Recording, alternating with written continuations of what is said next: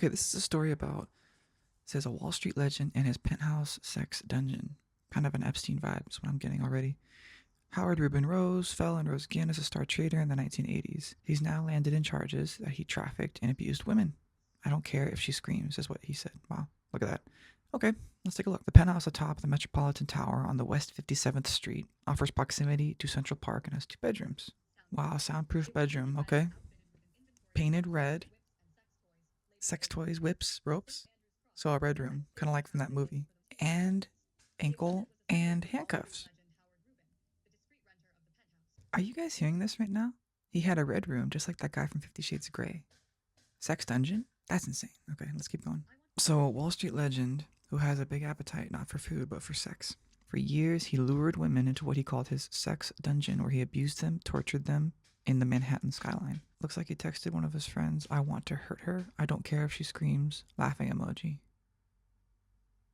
Okay, mythic figure, Star Trader. Okay, kind of a Stevie Cohen figure. Salomon Brothers, right? We've heard this. Wow, worked with Soros. Okay. A former card counter. Very interesting. We know that people, there was another trader. It might have been Paul Tudor Jones. It might have been him. There was another person who was a card counter. Basically, I'm pretty sure that's blackjack. Basically, eliminating risk. That's this whole game. You can actually beat the house in Las Vegas if you know how to play the game. Isn't that crazy? Specifically on blackjack, not slots. There's no element of skill there. You can't card count in slots. So I always tell that example to people who understand, like, or who want to understand risk management, right? You go to the casino. That casino is standing because most people lose most of the time. They're chasing that high, looking for the slot machine to go cherry, cherry, cherry. But you would be better off playing blackjack. Of course, you need skill.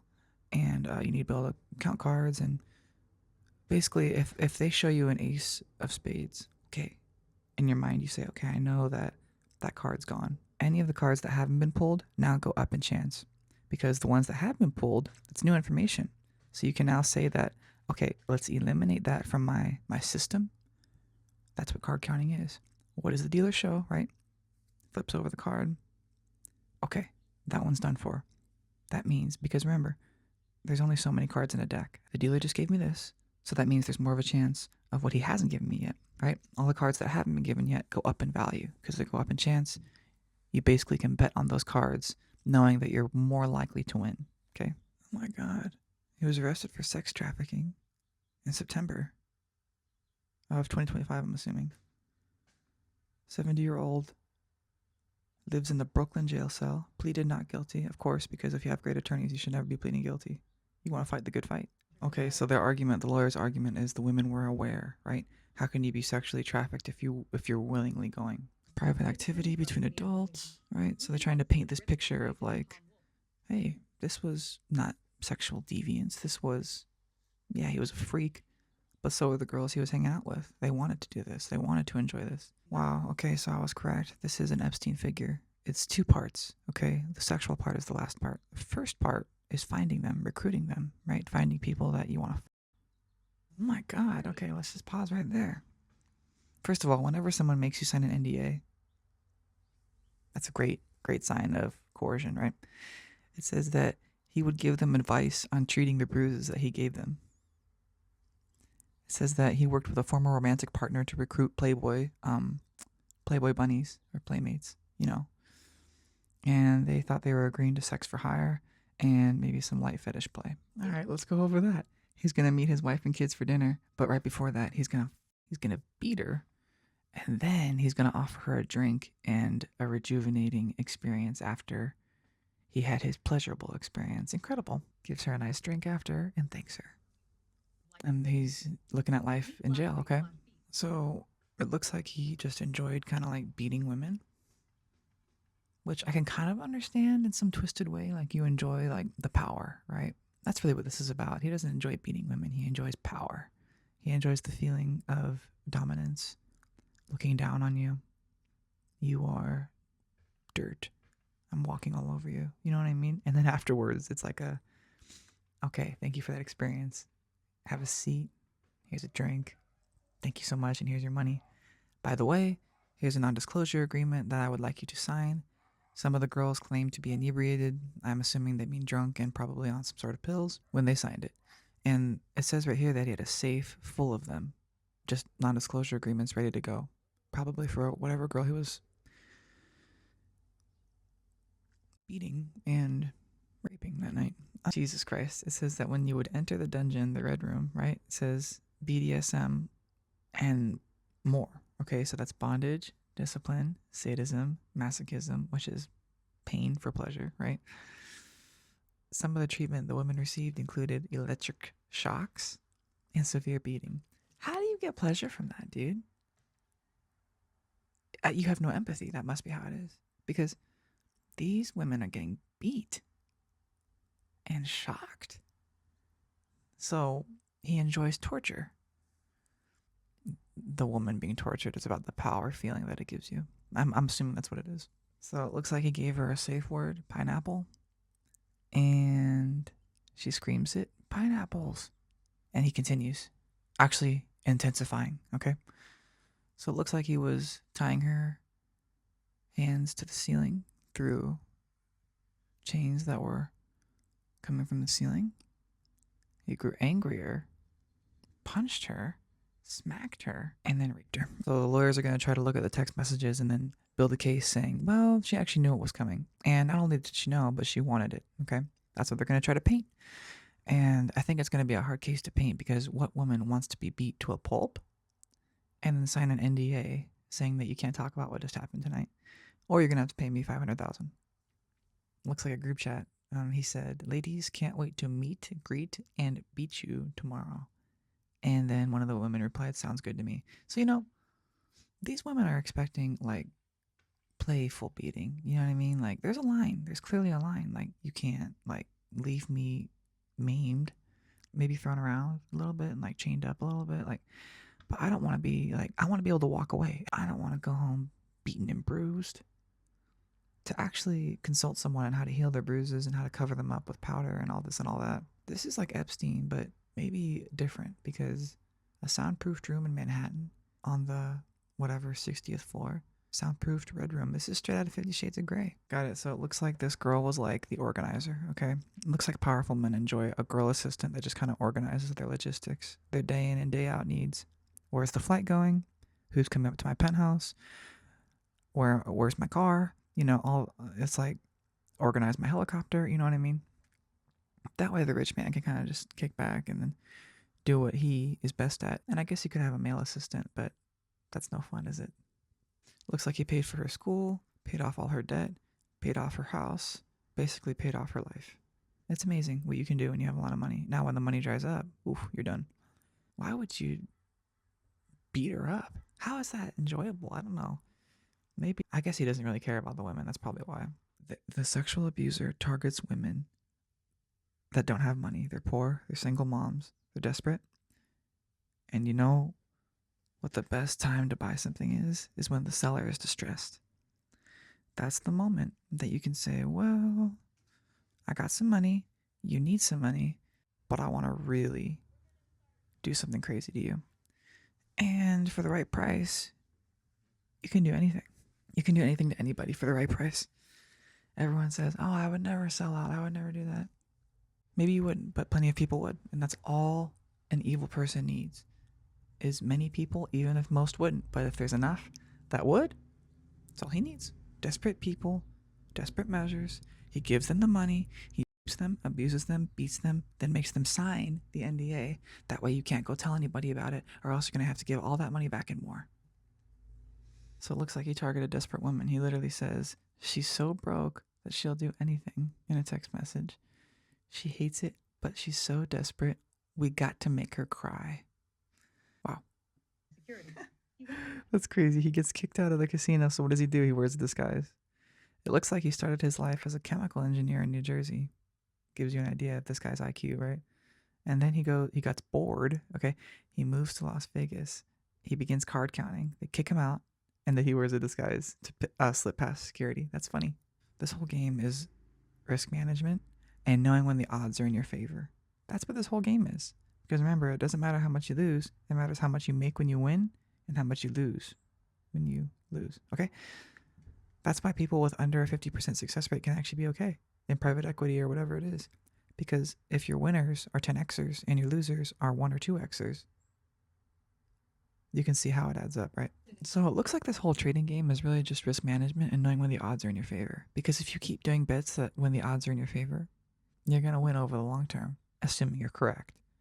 You're going to be rich.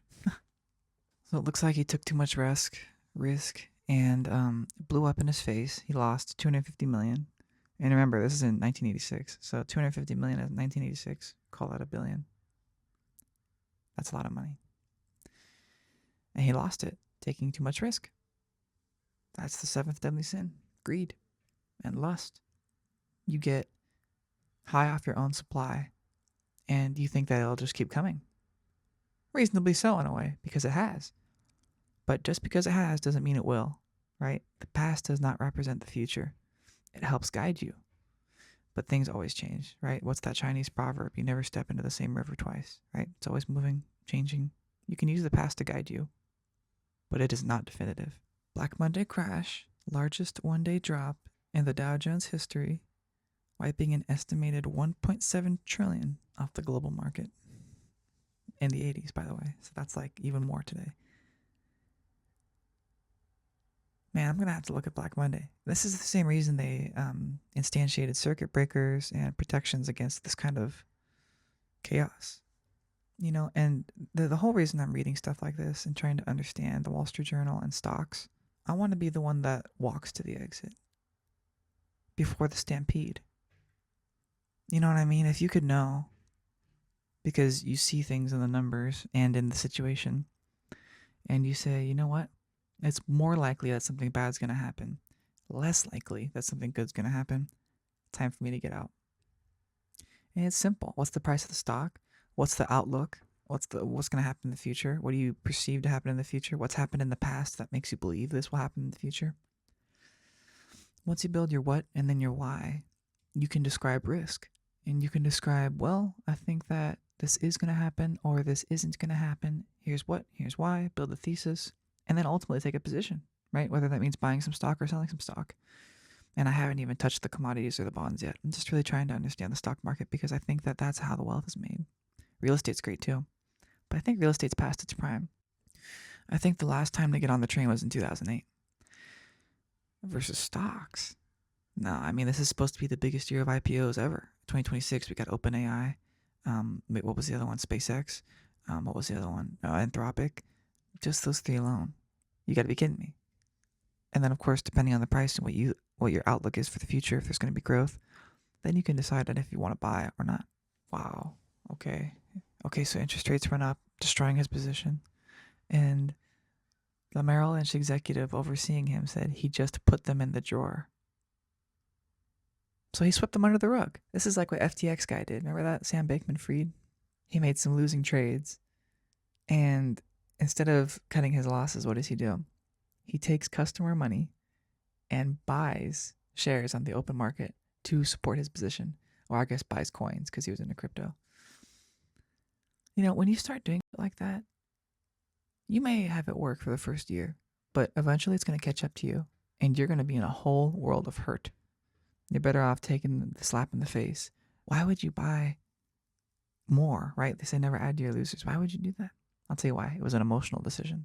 Let me take my customers' money. FTX was so big. They had Shaq on there. They had Tom Brady on there. They had all these people on there saying that this is a good idea. Invest in FTX because it's the new frontier. It's the future. The PF Chang's CEO, and he's 31. Can't even be president. Got to be 35. So I'm not saying young people are stupid. I'm saying most young people are stupid. And the younger they are, the harder you have to look because, well, naturally, I mean, they haven't been through as much. They haven't known as much. They haven't seen as much. They haven't experienced as much. That's why the Bible says old men for counsel, young men for war. We're able-bodied, but the older people are able-minded, right? And so you need that combination to get somewhere. Who said, war is old men in a room deciding and young men on the ground fighting. A month after Black Monday, he started at Bear Stearns. You hire good people when they become available, Managing Director John Seitz said at the time. If Salomon Brothers had exemplified early 80s excess, Bear Stearns embodied the conservatism that followed. The boss told employees to reuse paper clips and ordered Rubin to weekly cold sweat meetings with the Risk Committee. By 1992, Rubin was collecting an annual bonus of $7 million and oversaw an operation that generated $150 million in trading profit the following year. He's a superstar. Bear Stearns CEO Looks like he went to Bear Stearns after he had his fallout at Merrill Employees were Lynch. shocked when Rubin announced in 1999 that he was taking an early retirement at age 44 to spend more time with his wife and their 3 young children.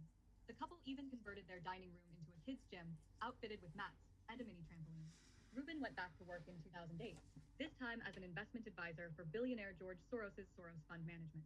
He retired in 2015, and the U.S. Attorney's Office indictment detailed criminal acts. Okay, he goes back to work after retiring in 1999 to spend time with his kids and his wife. And then his kids grow up in 2008, which would have been 9 years later. Makes sense, right? You want to spend time with them when they're really young. And then when they're older, things change. And they want to go hang out with their friends, not their old man, right? Looks like he went to go work for Soros's fund management as an investment advisor in 2008. And then he retires again in 2015. Okay. Against Jane Doe's number 1 through number 10 that covered some of that time, from 2009 through 2019. On the surface, Rubin's life resembled the boom times. He posed for photos with Henry at galas raising money for child development and cancer research. In a 2018 deposition during the civil trial, Rubin estimated his net worth to be $50 million. Looks like he had $50 million in 2018. He lived through the boom, right? Boom and bust economy, right? That's just human nature. Things go, and then they come screaming down because it's like a balloon popping. You can only pump it full of so much air before it gives, and then it's over. Colleagues and fellow parents at his kids' private school say Rubin seemed like an ordinary guy who happened to be really, really smart. Colleagues said he was an ordinary guy who was really smart. So, Rubin disappeared from that social circuit. Okay. Details of his deposition spread. Lawsuits began in 2017. Recurring punchline among Rubin's acquaintances at the time, appropriated by jokesters to mean no. As in, are you going to that dinner tonight? Pineapple. Looks like they would joke about the word pineapple that he used because obviously it didn't mean anything. And looks like Wall Street Journal said that they would say things like, are you going to that dinner tonight? And then the other guy says, pineapple. That's funny. That's good. That's something I would do. That's funny. That's a good joke. I'm not saying the women being beat is a joke. I'm saying that his lack of integrity, right? He says, ma'am, miss, if you are done, if you're donezo with what I'm doing to you, just say pineapple, right? And then they say it because he beats them and rapes them brutally. And then he doesn't stop. He actually gets worse. Okay, so that's the irony. Metropolitan Detention Center in Brooklyn. Doesn't look good, guys. I'm not saying a good thing right here. Okay, here we go. When Rubin was arrested in September, Arrested. Okay, Howard living a was quiet raising his life. family in Southlake, Texas. Among Right. other charges, they are accused of lying on a mortgage application that Rubin co-signed for her home. Howard was released on an $850,000 bail. $850,000 bail. News of her arrest spread quickly through the wealthy Dallas suburb where she lives, especially since she has worked as a substitute teacher. It's crazy. It looks like news spreads really fast when you're living in a specific area where people know you. I guess it would kind of be like that of Christina and Tarek from Flip or Flop. If it came out that they were doing something criminal or illegal, there goes your business, because your reputation is everything. Why? Because when people hear that you're a criminal or that you're even being alleged as a criminal, and if they have, reason to believe that it might be true, they get spooked and they leave. So that's incredible. She probably, if not overnight, over a couple nights, was done for. School district. Rubin has mounted a full campaign to also be granted bail, submitting letters of support from several people, including his niece, his business school roommate, and his granddaughter's dance teacher. They largely portrayed Rubin as a retiree who dresses up as characters from Frozen to make his grandchildren laugh. He has offered the court a $70 million bond co-signed by his wife and Annalie Rubin, his daughter. I am willing to risk losing a majority of my assets, wrote Henry, who is in the process of divorcing Rubin. It was a surprising show of support from...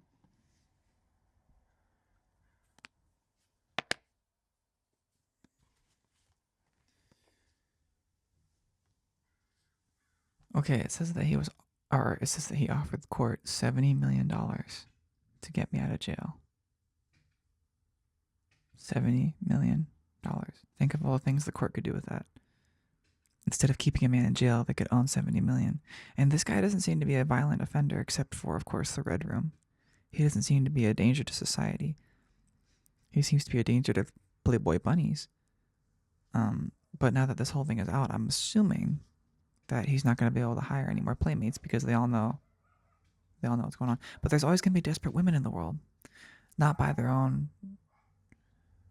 I guess it is by their own misdoing, having sex with a man that's willing to leave them, and then they have a kid, and then they're just poor and desperate, but they're pretty. Okay, so they got something that they can give. And then he just beats the shit out of them. I mean, they were supposed to be paid $2,000, $3,000, $4,000, $5,000, somewhere in there. You know, if you want to do prostitution, if you want to be an escort, that's, controversial. But ultimately, if both parties are willing, maybe there's not a problem, right? But the problem is when you start beating on the prostitute, when you start raping the prostitute, when you start doing things that she does not want to do. Okay, I understand you hired her for work, but there's rights. Rights don't disappear just because you got hired for work. What, I get to be treated like a dog because I'm your hiree? No. A woman who is invoked by prosecutors to illustrate the extent of Rubin's deceit. In late 2014, he emailed Powers that he needed to tell his wife he was out of town, since there was a long night ahead of rockets, dinner, and dungeon. Soon after, he told Powers he could probably see 5 women in 1 week. Except, looks like he would constantly tell his wife that he was out of town. And then it looks like he said there's a long night ahead of rockets, dinner, and dungeon. So I'm starting to get the picture now. It would be a nice night. That leads into torture. That leads into a nice night. I call it the sandwich, right? Good, bad, good. Interesting. the 16th is holiday and my anniversary. In her letter to the judge, Henry wrote that she understood far too well the serious charges before the court, but added, they do not represent the Howie Rubin I saw. Looks like he had to take a day off on the wedding anniversary, which is it's just ironic. These people, they're demons and angels. They're a wolf in sheep's clothing, right? They're two people in one. It's incredible. The government argued against bail, saying Rubin had behaved in suspicious ways that made him seem a flight risk. So bail is a bad idea if they're a flight risk. And a flight risk can only happen if you're rich, right? Because you can fly on private. I'm assuming it would be harder to be of the general population and take a Delta flight to Cabo and, call it a day, because they would probably be waiting for you there. As I have seen many videos, people are trying to escape, right? They're trying to catch a flight, and there's FBI waiting for them at the gate. Okay? So. During his arrest, he said he didn't know where his passport was and was found to have 8 cell phones and BlackBerry devices. Rubin's attorneys said many of those phones were. Wait a minute. Let me look at this here.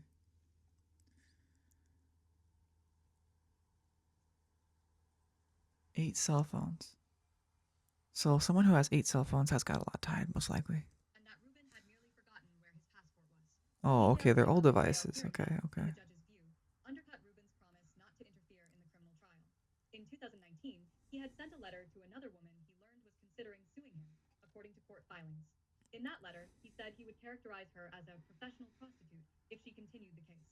The judge has now denied bail 3 times, leaving Rubin to await trial in the Brooklyn jail, also housing ousted Venezuelan leader Nicolas Maduro and Luigi Mangione. Wow, he's in the same prison as Nicolas Maduro and Luigi Mangione. The 27-year-old charged with killing United Healthcare CEO Brian Thompson. Yep. The 27-year-old charged with killing United Healthcare CEO. And I'm pretty sure it's the same jail that Epstein was in before he killed himself. Before his arrest, Rubin had lived in a rented home in Fairfield, Connecticut, close to his daughter's house. In a letter to the court, Rubin's landlord said she lives across the street and observes him babysitting his grandchildren, watching TV. So, it seems like this is a good guy, but he's got a marble in his bag that's super dark. It says he would babysit the grandchildren, watch TV, read the newspaper, kick back, He's lived a great life. He deserves to retire. But he's got that deviant side to him. He's got that. You know what? It makes sense because most traders, they have this power imbalance to them. They have this feeling that I'm better than everybody else. I'm wiser than everybody else. I'm brilliant. I'm Einstein. Look at me. Look how much money I make. Look, I'm rolling in it. Remember that scene when not Donald Duck, but whatever, Donald Duck Scrooge, that cartoon, and he would just dive into a pool of gold coins, and he would swim in it, and it just so much money you could bathe in it. That's what we're talking about here. We're talking about hundreds of millions of dollars, and it's very casual for a man like this, a trader. And reading the newspaper. Through the house's 20 windows, she noted, all she ever saw was a man who was living a quiet, harmless, simple, and respectful life. Right? That's what the daughter says. Interesting. It looks like he bought a house for his daughter right across the street from his own. That way he could babysit the grandchildren. Sounds like a dream. Have your house paid for. Have your child care done by grandpa. It sounds like a great, beautiful thing. And it would be. It is. But it's tainted by this evil that he was committing in his 57th floor penthouse that he was renting, by the way, which I consider interesting because they say rent where you live, right? Don't buy where you live. Interesting. Yeah, so my conclusion is that this is an Epstein figure who had a Ghislaine Maxwell woman type, and her name was Powers, right? And she would organize his flights, organize his dinners, meetings, and unfortunately would also organize the Playboy bunnies to come over. Well, for what they thought was typical escort work, right? Having sex and maybe some light play. Yeah, you can beat me up a little bit. You can smack me around a little bit. You can throw me around a little bit. But to actually beat these women to be bruised and battered and sometimes even maimed, I mean, that's a different level. That's past BDSM. That's torture. I'm sure there's some freaks that are into that, but these Playboy bunnies were not into that. And he said a safe word. And then when you say the safe word, he actually took it as an insult that you would even want to say it, increasing the beating. Incredible. So the takeaway here is that traders can sometimes be really, really deviant people. They have a Dr. Jekyll and Dr. Hyde moment. Great traders, brilliant guy, but man, evil as well. All right, let's edit it up.